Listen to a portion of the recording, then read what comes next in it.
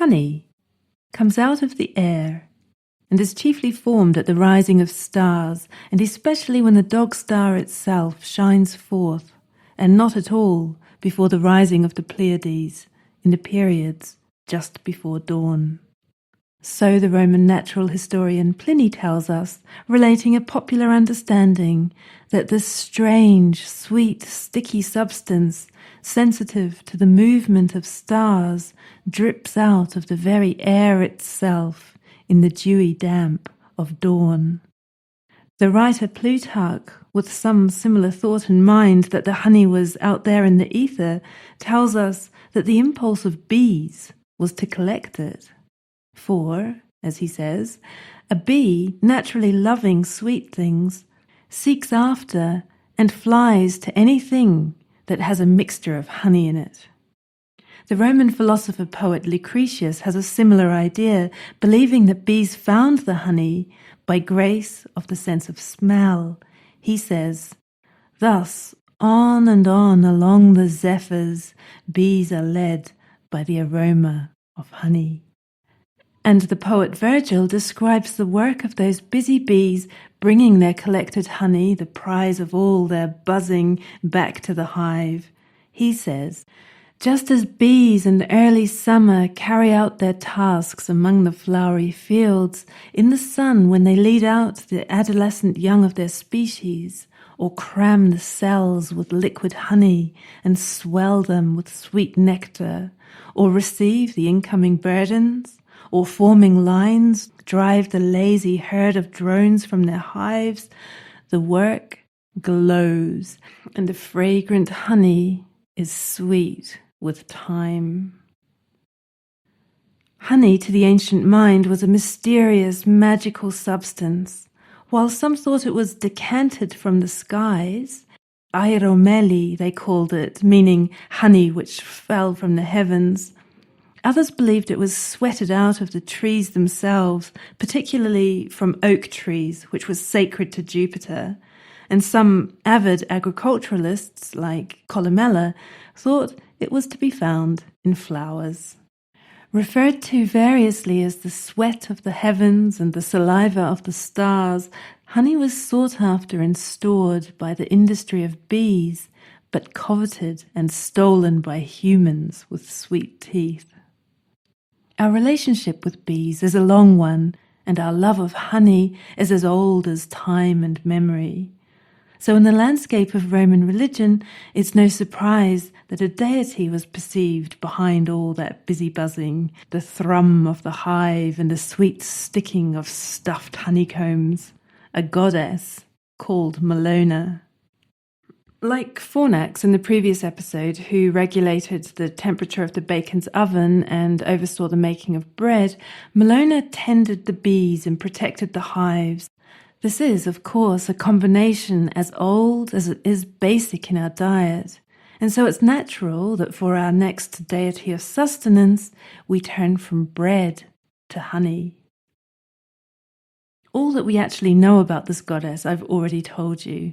All we know is that she existed, that her name was Mellona, and that she looked after the production of honey. So this could be a very short episode if we just stopped there. But although we don't know anything else about the goddess herself, we do know a lot about her domain, because honey, with its magical properties and irresistible taste, flowed unctuously through ancient society and was so much a staple, not just for eating, but as a medicine, a cosmetic, a perfume, a preservative, a commodity, and an offering to the gods, that she oozed through life in the ancient world like a sweet, divine nectar. Therefore, just like in the previous episode, whereby we came to know Fornax better by exploring the world she presided over, in this episode we will come to know Mellona by paying homage to the ancient world of bees. So let us step now into the hum of summer and its days of drifting pollen, and let us enter the realm of Mellona.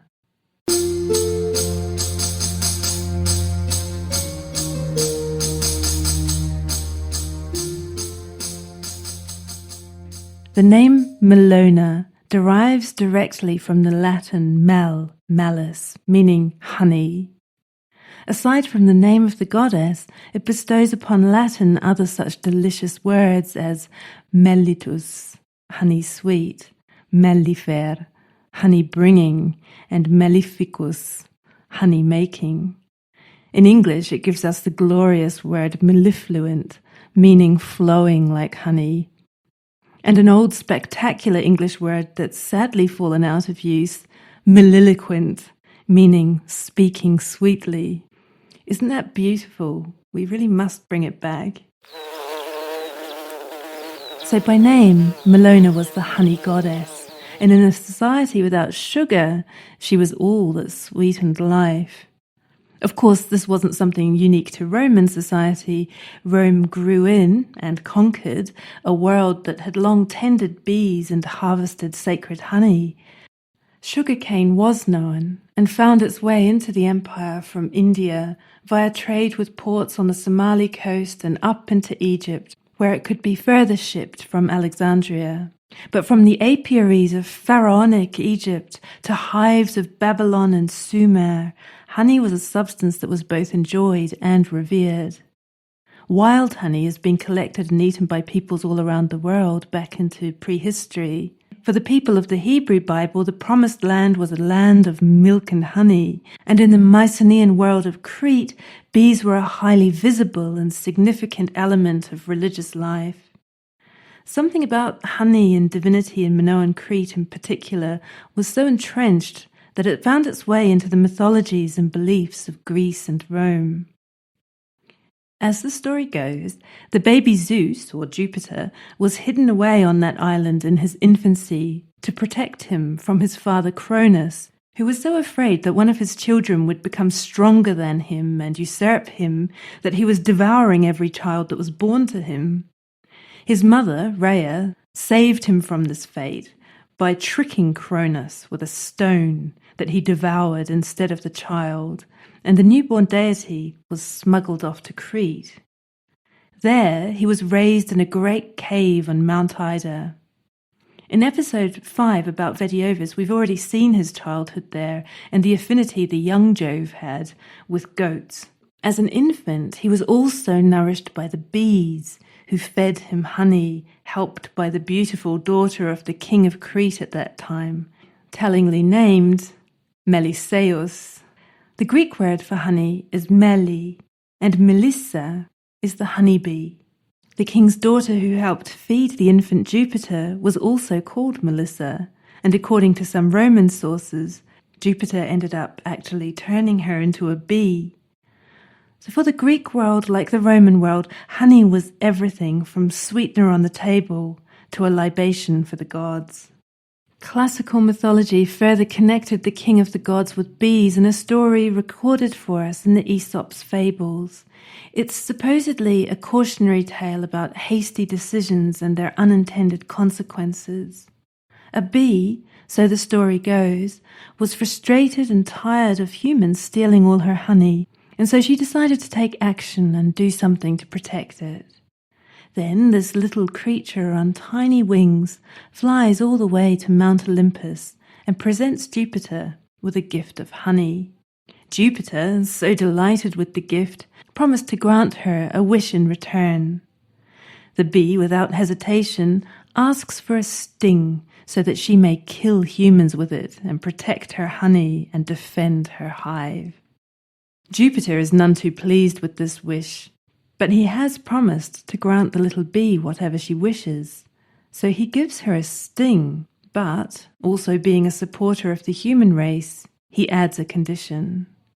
He says, "You shall have your request, but it will be at the peril of your own life. For if you use your sting, it shall remain in the wound you make, and then you will die from the loss of it."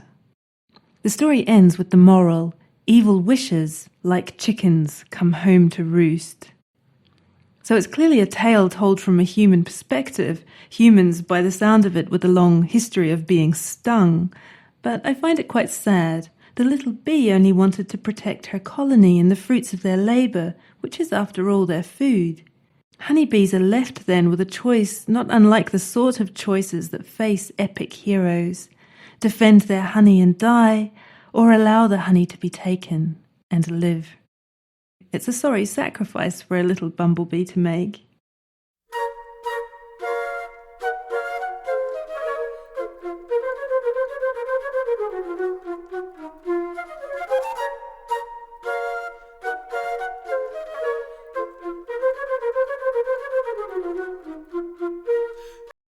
Anyway, we do indeed steal honey from bees, even today on a massive scale. It's an interesting fact that the technology of making honey is still known only to the bees.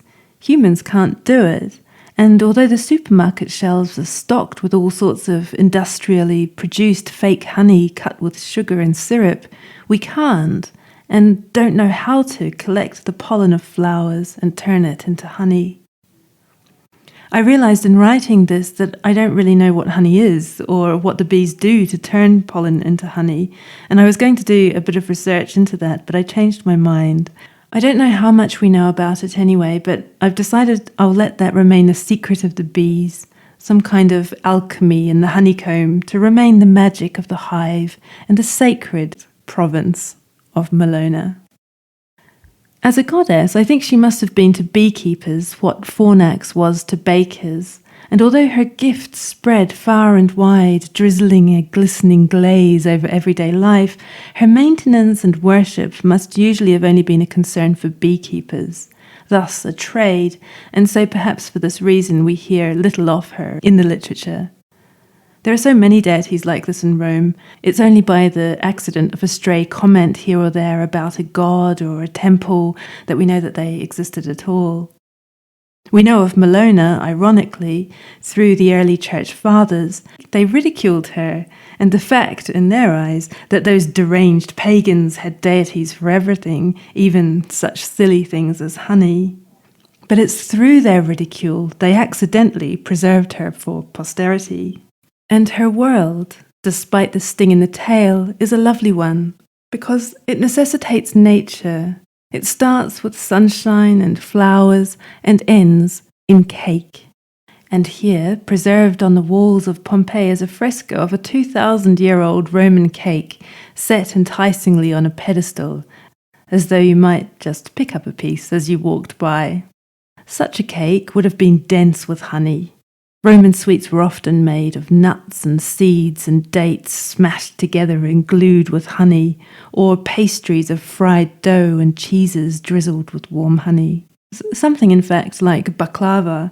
Indeed, the baklava of the Eastern Mediterranean can trace its roots back through these delicacies of Greece and Rome and beyond to the kingdoms of Assyria and Persia. Ancient people were connoisseurs of honey in the same way that we might be of wine.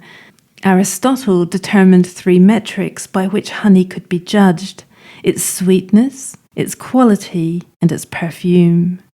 It was recognized that different places produced different tasting honey, as well as honey of varying qualities.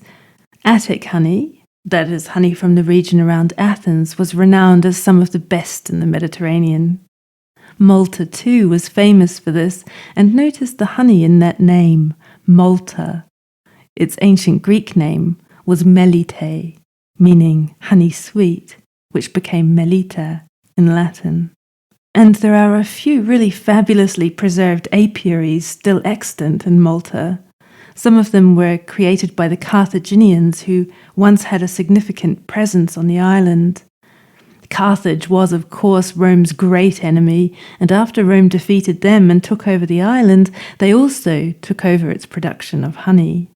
While wooden or basket weave hives don't stand the test of time in the archaeology, this style of beekeeping does, because it was seemingly done in jars which slotted into custom-built holes in the walls. So we can still see these walls with rows of slots, which once upon a time was alive and humming with ancient bees. The keepers could tend the hives by accessing them from the other side of the wall, where the jars opened out again and the hives extended. Honey from Sicily was also known to be good, as was honey from various other Greek islands, but apparently Corsica produced low-quality bitter honey, and likewise Sardinia. Worst of all, though, was the honey from Pontus, the Black Sea kingdom ruled by the dreaded King Mithridates. This honey was known to be poisonous. Here in northern Anatolia, in what is now Turkey, and incidentally also in Nepal, the natural proliferation of rhododendrons do, indeed, make the honey derived from these flowers mildly toxic, with narcotic psychotropic effects. Basically, it's a drug known as mad honey. The Greek mercenaries escaping with the general Xenophon from the treacherously botched Persian campaign encountered this honey and its effects as they passed through the region. Xenophon records that his men had fled to a mountainous region and, after accomplishing the ascent, the Greeks took up quarters in numerous villages which contained provisions in abundance. Now, for the most part, there was nothing here which they really found strange, but the swarms of bees in the neighbourhood were numerous, and the soldiers who ate of the honey all went off their heads and suffered from vomiting and diarrhea, and not one of them could stand up, but those who had eaten a little were like people exceedingly drunk, while those who had eaten a great deal seemed like crazy or in some cases even dying men. So they lay there in great numbers as though the army had suffered a defeat, and great despondency prevailed. On the next day, however, no one had died, and at approximately the same hour as they had eaten the honey, they began to come to their senses, and on the third or fourth day they got up, as if from a drugging. I've watched a documentary about this honey which still exists in Nepal, and it's really powerful stuff, and it can be lethal. So in 65 BCE, King Mithridates VI, ever the terror to Rome, used it to his advantage in the ongoing wars in Pontus. This king was actually terrified of and therefore fascinated by poisons, and he was experimenting in clinical toxicology by trying to develop immunities to various poisons by slowly exposing himself to tiny amounts of it. So in keeping with these interests, he uses the mad honey as a battle tactic. He had his troops feign a retreat, but line the path of this supposed retreat with bowls of honeycomb fat with the mad honey. The Roman troops, then delighted by their success and the good fortune of stumbling upon these delicious treats, got stuck into the honey, and then, as they stumbled about in total disarray and fell in heaps, knocked sideways by the drug, Mithridates' men came back calmly and slaughtered about 1,000 men.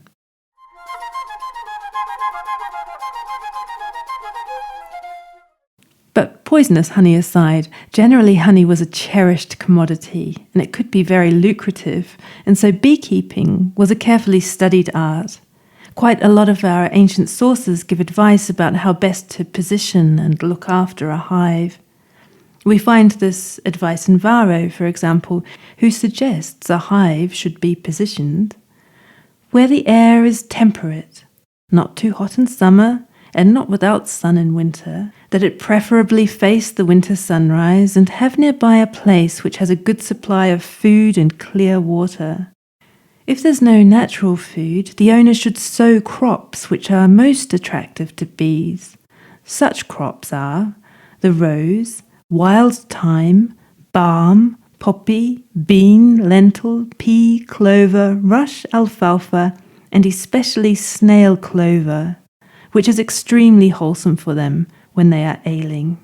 It begins flowering at the vernal equinox and continues until the second equinox. But while this is most beneficial to the health of the bees, thyme is best suited to honey making. From what I can gather, this is fairly sound advice. But what's so pleasant about beekeeping is that, courtesy perhaps of that sting that the little heroic bee coaxed out of Jupiter, the bees themselves can't be pressured into making honey. They can simply be encouraged, and the best way to do that is to make them happy and keep them healthy and give them what they need. Until obviously that horrible moment comes for them when someone comes along with smoke and steals all their hard work, they're otherwise looked after in ways those poor people and donkeys in the flour mills could never dream of. The industry and community of bees was noticed and much admired in the ancient world. The comparison was often made between bees and the political societies of Greece and Rome. Given the disposition of those societies, they misunderstood the gender of the regent bee at the heart of the hive, assuming that it was a king bee rather than a queen bee. But their tireless hard work and communal spirit and organization was praised and respected. But there was more to honey than its taste. As a medicine, it had so many applications taken internally or applied topically. That's not unfamiliar to us today. Honey is still thought to have medicinal properties. However, it was thought to be more of a cure-all than it is today, and the list of its medical applications is very long. It was thought to cure everything from bad breath to scurvy. Pliny tells us, for example, that women, plotting to spoil the beauty of rival courtesans, kill a spotted lizard in the ointment used by them.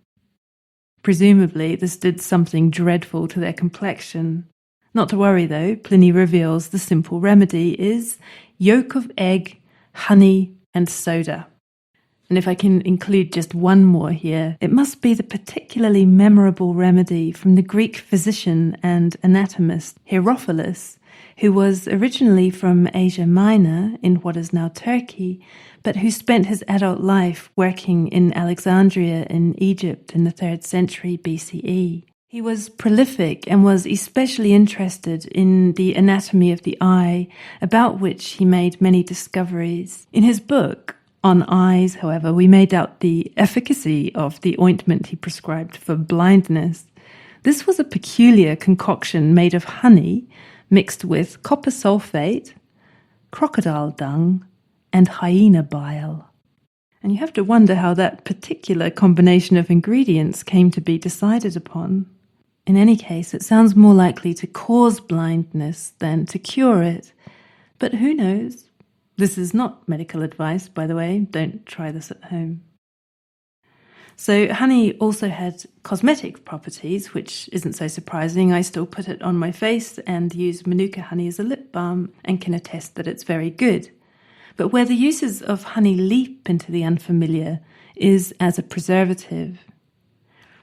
Now, on the near end of the spectrum, we know it to be the case that honey is a good natural preservative because it has antimicrobial properties and restricts the growth of foodborne pathogens.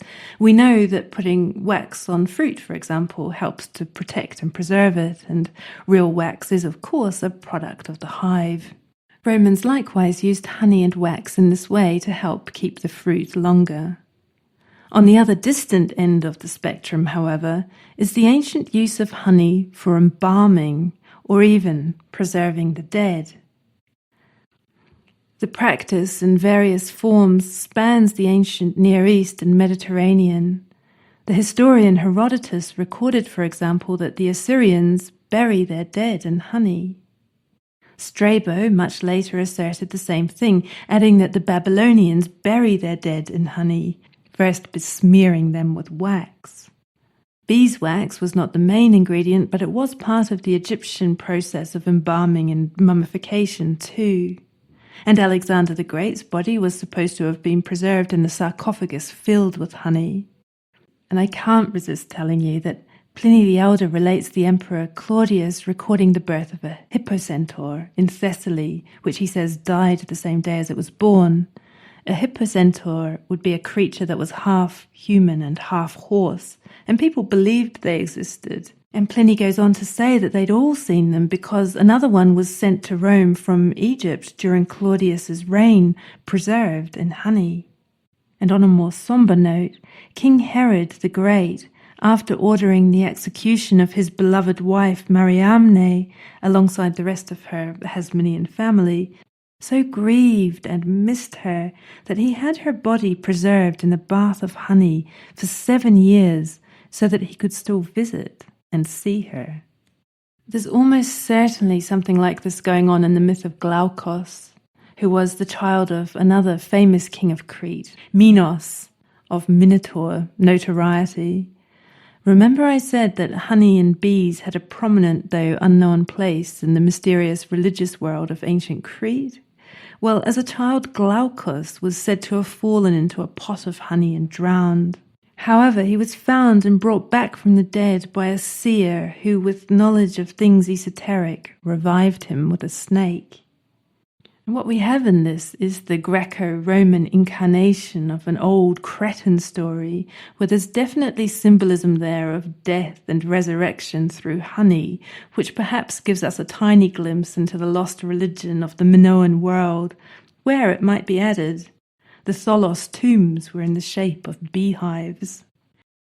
These connotations lingered long into the Roman world anyway, and there was always something otherworldly to the buzzing of bees, and they were thought to straddle mortal and divine, but also life and death. Which is why libations of honey were poured to both the gods and the dead, and honey cakes were a regular part of the offerings to various gods on their festival days. We should also recall that the imagones, those death masks that Romans would make of their family members to hang in their atriums and bring out in funerary processions, were also made of beeswax. And I don't suppose the connotations here were missed either, as the bees helped to preserve the faces of the dear departed.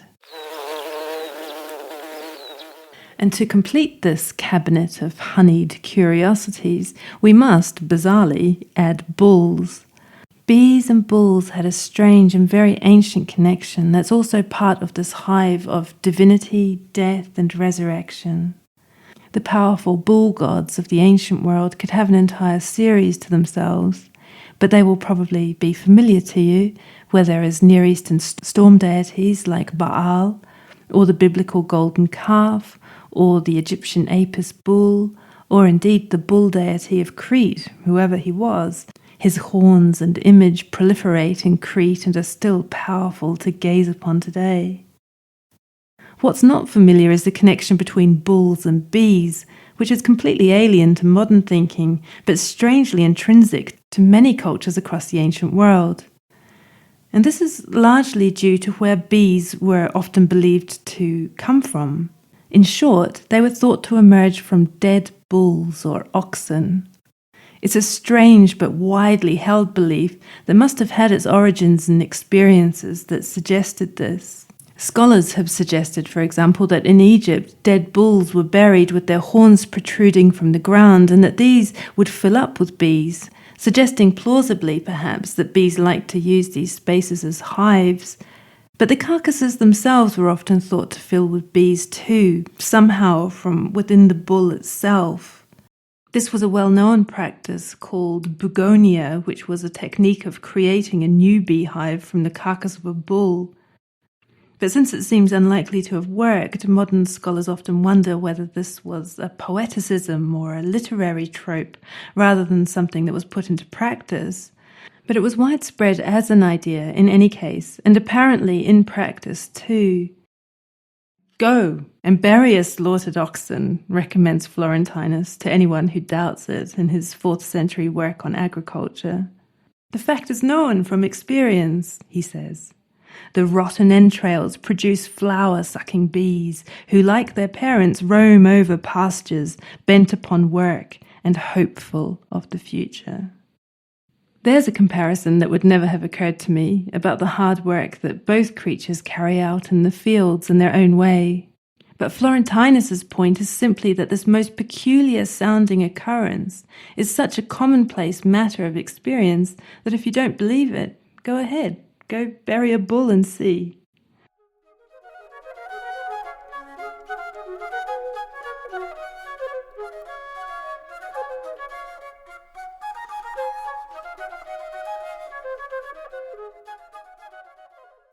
Well, there's a lot to unpack there, and we needn't get too bogged down in the details. But it's important to mention it in our exploration of the world of Malona, because all these strange associations of honey with life and death, preservation and resurrection, gods and bulls and bees, they're all part of her realm. And so to think of honey as a simple foodstuff is to woefully underestimate its magic and power. The sheer unlikelihood of this sweet amber substance makes it extraordinary, even today as we understand it, as somehow made in honeycombs out of pollen collected from flowers, but dripping out of the very ether, in tune with the movement of stars, distilled in the morning dew, gathered freely by bees born from the sacred bodies of dead oxen. Such a substance could only be a celestial gift. When Virgil turns to the subject of beekeeping in one of his poems, he says, "Next I'll speak about the celestial gift of honey from the air." And indeed, it was the gift of Mellona. Her honey was to humans what ambrosia was to the gods, a heavenly, sustaining nectar. Something divine and eternal lurked in its sweet stickiness, and you could revere the gods with it, or roll it in a ball of cheese and just eat it. And so whichever way your disposition takes you, until next time, wishing you mellifluous days, melliloquent speech, melliferous surprises, or, as Virgil once said in a poem, may honey gush upon you.